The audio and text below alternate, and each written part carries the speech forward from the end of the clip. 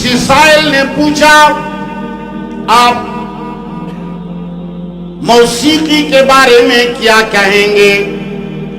جواب تو قرآن و سنت نے صاف دیا ہے لہو الحدیث کا کہ یہ چیز خراب ہے اور گمراہی ہے.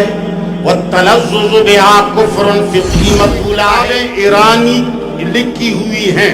بخارا ایران کا شہر کرتا ہوں. جب کسی چیز کو کا جنازہ نکالنا ہو تو اس میں تقسیم بنا دو. ایک دانشور کو سن رہا تھا ٹی وی پہ جو انگریز نے دانشور بٹھائے ہیں. کہتے ہیں یہ فلاسفر ہے, یہ دانشور ہے, یہ سکالر ہے. پہلے ہمارے کالر ہوا کرتے تھے, اب سکالر ہو گئے ہیں. یہ نہیں کہ ہم سکالروں کی کئی بےعزتی کرتے ہیں, ان میں بڑے قابل لوگ بھی ہیں, بڑے اچھے لوگ بھی ہیں.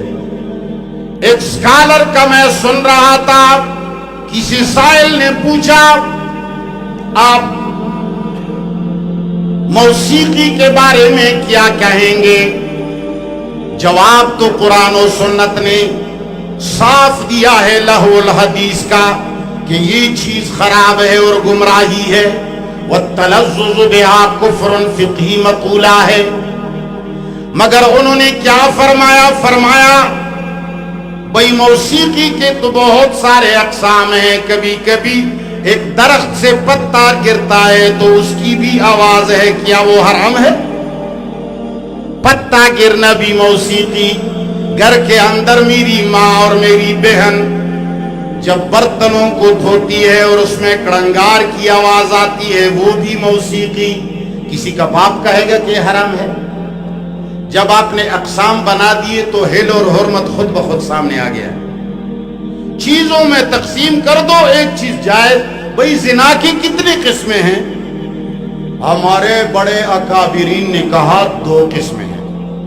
ایک بسم اللہ پڑھ کر زنا کرنا ہے, ایک بغیر بسم اللہ کے پڑھنا ہے. جو بسم اللہ پڑھے بغیر زنا ہو جائے وہ تو حرام ہے, لیکن بسم اللہ پڑھ کر کو متع کہا جاتا ہے, وہ تو العیاذ باللہ صحابہ نے بھی کیا تھا. انا للہ و انا الیہ راجعون. بخاری بھرا ہوا ہے, مسلم بھرا ہوا ہے, ترمذی بھرا ہوا ہے, ابو داؤد بھرا ہوا ہے. میں کہتا ہوں یہ ایران میں لکھی ہوئی کتابیں ہیں. اس کا یہ مقصد نہیں ہے کہ ساری باتیں ایرانیوں کی ہیں, مگر یہ کتابیں ایرانی لکھی ہوئی ہیں. بخارا ایران کا شہر تھا. 1938 کے قریب تقریباً یہ نام تبدیل ہو کر کے فارس سے ایران بنا دیا گیا.